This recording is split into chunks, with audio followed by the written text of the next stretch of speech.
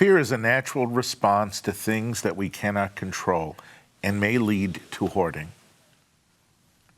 Yes, it can lead us to irrational behavior that can hurt us as individuals and us as a people.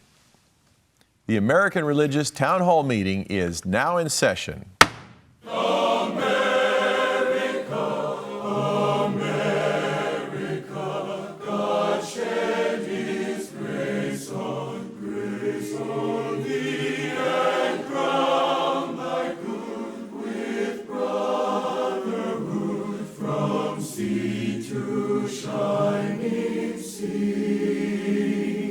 Welcome, friends, to the American Religious Town Hall meeting, where the discussion of religious, political, and social issues is meant to promote the cause of religious freedom and to help us better understand each other. And now, here's your host and moderator, Pastor Jerry Lutz. Welcome to the American Religious Town Hall meeting. I'm James Weingartner, standing in for Pastor Lutz, who we're doing some quarantining here, and we're trying to be safe and have social distancing. So we've moved our panel from 6 to 4, and we're still here to discuss the important issues of the day with our panel of faith-based experts. So let's begin by introducing our experts, our panelists, and we'll begin with Bishop Olson. My name is Bishop Michael Olson, and I'm the Roman Catholic Bishop of the Diocese of Fort Worth, Texas. I'm Rabbi Dan Levin. I'm the Senior Rabbi at Temple Bethel in Boca Raton, Florida. Hi, I'm Tom Plumbley. I'm a minister in the Christian Church Disciples of Christ. I serve First Christian Church, downtown Fort Worth, Texas. My name is Canon John Peterson. I am an Episcopal priest, canonically resident in the Diocese of Washington, D.C. Thank you. Today's challenging subject has to do with the rationing of people's necessities during a crisis. Recent events surrounding the health crisis of COVID-19 have challenged much of the world, raising what might be described as pandemic panic. Reason has frequently given way to irrationality. Our behavior is focused on self-interest and self-preservation.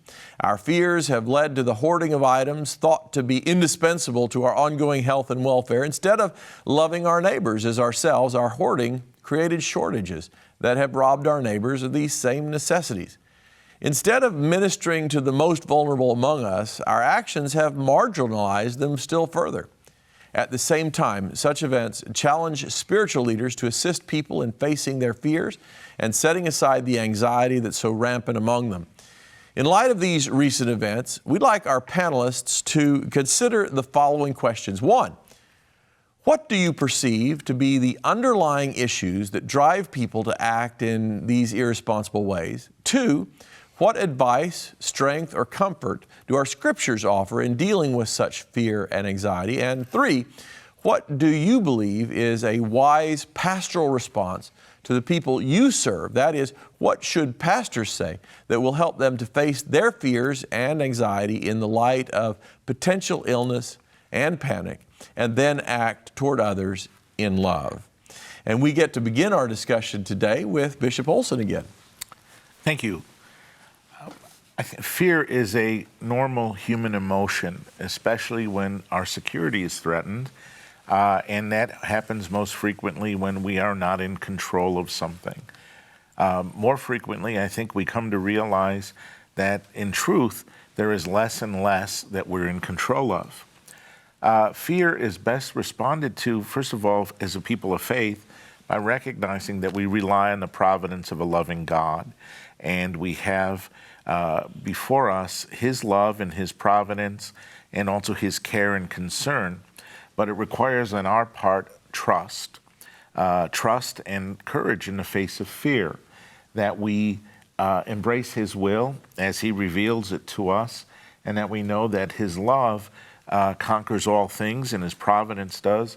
But the hardest thing for it to conquer is our own will. And it requires on our part a surrender. Oftentimes I think that in times of pandemic and times of crisis, really our character comes out, and it's our character that has been formed by how we've habituated our behavior. So if we've been wasteful in ordinary circumstances, as if everything depends on us and we have made ourselves sort of Lord and Master of all that we see, then we're struck hard with the reality that we're not. And so then we become threatened and we turn with fear into anger, and that anger can come about in expressing itself with aggressiveness and things like hoarding, where we see our neighbor as a threat. Or we also have the choice, though, in fear, to turn to faith and to turn to right reason, that we can share what we have, and usually we realize that we don't need as much as we think we need. In fact, we're better and happier when we are sharing what has come to us through God's providence to those who are most in need. Reverend Plumbley. Absolutely. I just want to say ditto to what the bishop has said. I guess I might go a bit further in helping us to underline the absolute necessity of learning and inculcating into our very being some very religious principles which are borne out in practicality, particularly for times such as this. In pandemic time, it is a necessity that we get away from this incessant individualism that is so much a part of who we are, and recognize that becomes, in times of shortages, in times of exaggerated emotions here and there and everywhere, becomes a real enemy of us, because us is a real thing. We are a whole, in addition to being individuals, in addition to being a collection of souls. We are a people together, and that means our states, our nation, and our world. We are a species together, and we have to work together. And some, in your moderator statement, you asked us for scripture and verse.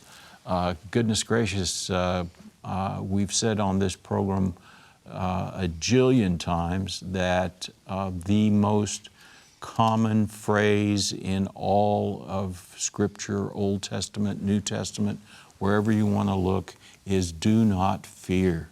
Fear not. It's said a dozen different ways.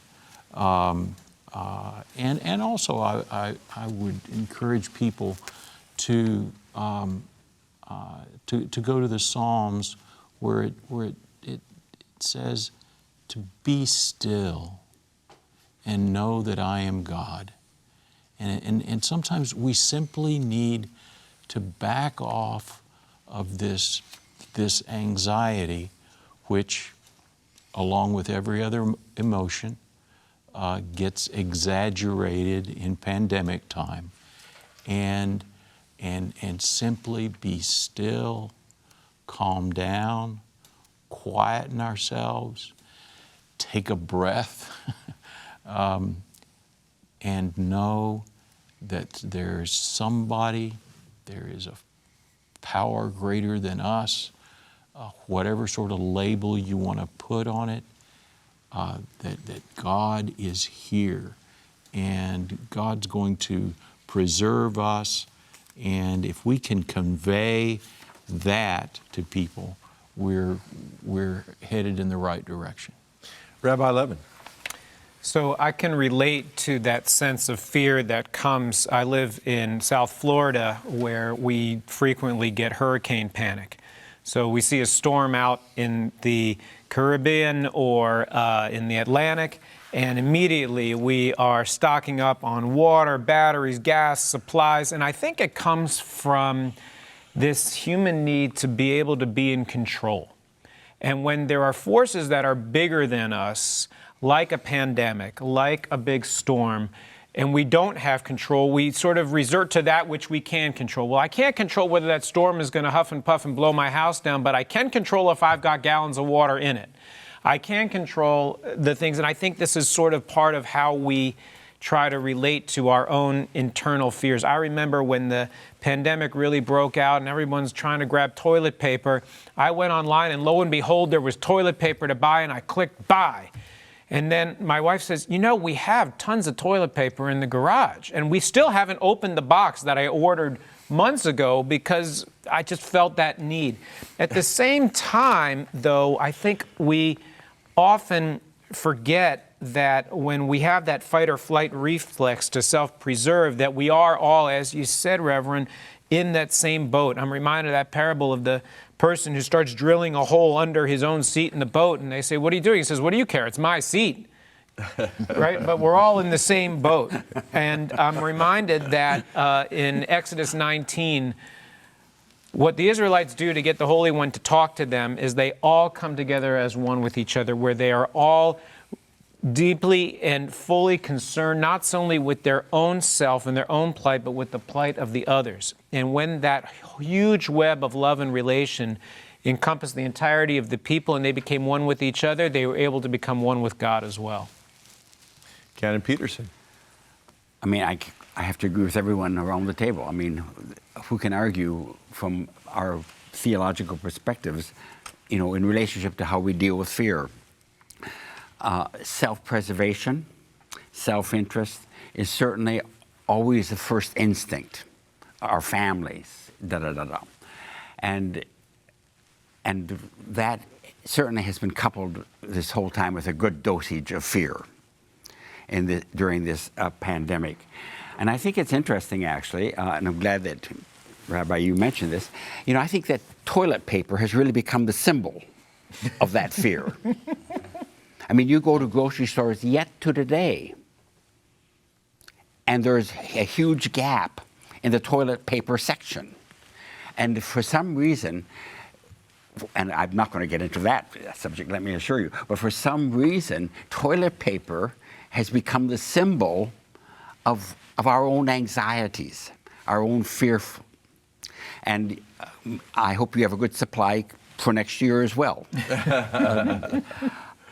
The one aspect that has not been discussed today, which I would like to bring this subject to for a while, and one thing that has certainly come out of the COVID-19 pandemic is that it's xenophobia. And xenophobia is doing very well these days. And xenophobia certainly comes out of fear. Fear of the other. Fear of someone who's different than I am.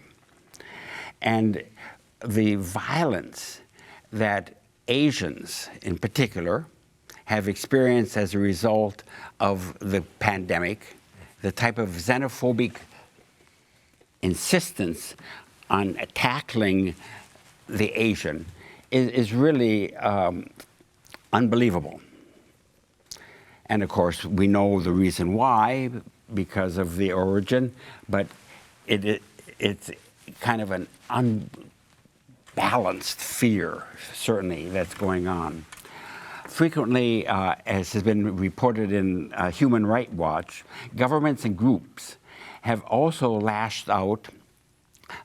lashed out by ultra-nationalists, anti-Semite, anti-immigrants, white supremacy. Those have also been certainly targets of the fear element very strongly.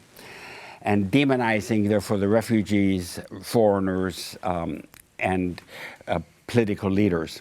So I think that today we certainly have to be extremely aware of our own language and how we speak and how we control our own fears in our community as well as in our nation. Bishop Olson. I think there's very good points. I think it's an observation that fear often corresponds with a false sense of entitlement. all right, in the sense of that, as far as hoarding and things are concerned as well, and that comes with how we treat our ecology, I think, as well, in that we see ourselves as masters of nature instead of stewards of it, where we see the environment as just raw resources or materials for us to do whatever we want to do with it and immediately commodify it to the expense of the rest of the world. I mean, and this particularly those who are most adversely affected by exploiting of resources and hoarding of them. And I think, when we experience these times of crisis, oftentimes it really introduces us to what the rest of the world faces most of the time. Frankly, in large parts of the world where they don't have toilet paper, they don't have a lot of things that we consider as basic necessities, but which they manage without, all right? And where they deal with death all the time and life expectancy that has been diminished greatly, access to just basic needs as well, and yet many times have a capacity to share and share a common purpose much better than we do, all right? And sadly enough, oftentimes in our history, it's taken a war for us to bring about a common effort. And I think there's something wrong with that when we react all the time and are driven by our emotions instead of coming together to actually build something. Reverend Plumbley. Yeah, I just wanted to add, and thank you, Michael, for bringing that up. I think part of that comes out of an excess energy that we have. I think the flight or fight mentality that comes about when we face a crisis situation, whether that leads us to fear or to some other emotion, it certainly leads us to, it gives us excess energy. And we have to put that energy somewhere. And sometimes that leads, John, to the sort of blaming and attacking of other people. But sometimes that leads to, I've got to do something, so I'm going to go down to the store and buy every roll of toilet paper or every ream of paper that I can find because I'm going to need these kinds of things.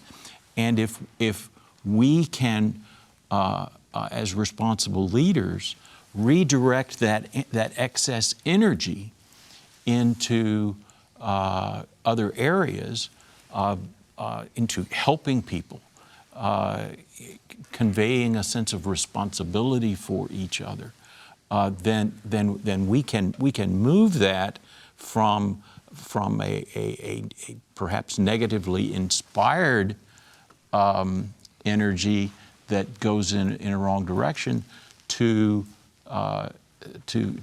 move that inspiration or that energy, energizing into something that's more helpful. Rabbi Levin? So I think one of the things that's been disgraceful that we've seen is the fact that there is a lot of fear in society, and that you see many people who use that as an opportunistic way to prey on people's fears for their own gain. So when you know that there's going to be a shortage of certain things, and then you hoard those supplies so that you can sell them at inflated prices to hospital systems because you were able to get a hoard of masks or other PPE, I find that to be very troubling. And I mention that because I think that part of what we need to do when there are necessary fears in society is to respond to those fears with love. Love is the remedy for fear. So I may not feel like I need to wear a mask. I may not feel that that's something that I need to do. But if there are a lot of people around who I know are afraid of getting the virus, I'm going to put on my mask, even if I feel like I don't need to, for me, so I can make somebody else feel comfortable, so I can help somebody else alleviate their concerns and help them to be more sense of grounded and comfortable. And so that you can model for them a better behavior. Thank you. Yes, go ahead. No, I think that's all well said. I think fear is it's a human emotion. We have emotions by the fact that we're human, but we also have right reason.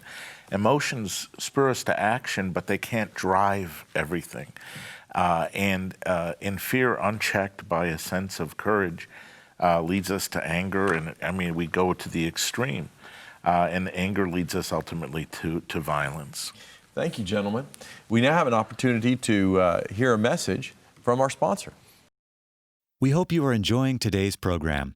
If you would like to learn more about the American Religious Town Hall, please visit our website at americanreligious.org. That's americanreligious.org. There you can read about the mission and history of the program, learn about the Town Hall estates, and view past programs by clicking the appropriate menu buttons. Each week, Pastor Lutz looks forward to receiving your letters. You may write to him at the address shown on your screen. Send your letters to Pastor Jerry Lutz, American Religious Town Hall Meeting, P.O. Box 180118, Dallas, Texas 75218. That's Pastor Jerry Lutz, American Religious Town Hall Meeting, P.O. Box 180118, Dallas, Texas 75218. Thank you for writing, and thank you for watching. And remember, if you've heard something that tickles your interest in this program, you can certainly write back as he's just described, or you can find these programs online on the website and share the links with your friends and neighbors. And we're glad to have our good panelists back. And now we have an opportunity to hear their summaries of today's subject. Bishop Olson? Thank you. Fear is an emotion, I think, that is monitored, if you will, or guarded, or controlled, or channeled through a virtue of courage. Courage is acknowledging our fears, but also recognizing that we rely on a loving God, and that things may not go my way, but they'll go God's way, which gives us hope. It's interesting, in times of great fear, we lead to despair, but hope is a theological virtue that St. Paul speaks of that directs us and places us to trust God's power. That when we are powerless, God can do anything, will do what he wants for us out of his love for us. Reverend Plumbley. I think God in pandemic time is doing some remarkable things. And one of the things that God is doing is that God is making us more aware of our connectedness, of the way that every act that we do affects every person in the world, the butterfly effect, if you will, that we cannot simply act without somebody else bearing the consequences of that.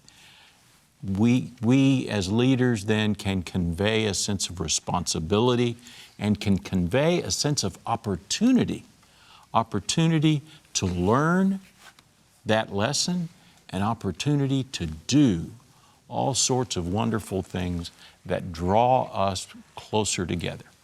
Canon Peterson. Yes, I'd like to, in my summary, divide it into two parts. Number one, there are people who take advantage of a pandemic as well. And the most famous example is this guy, I think he lived in the Midwest, buying all the hand sanitizers and trying to triple, quadruple, 100% the cost of it.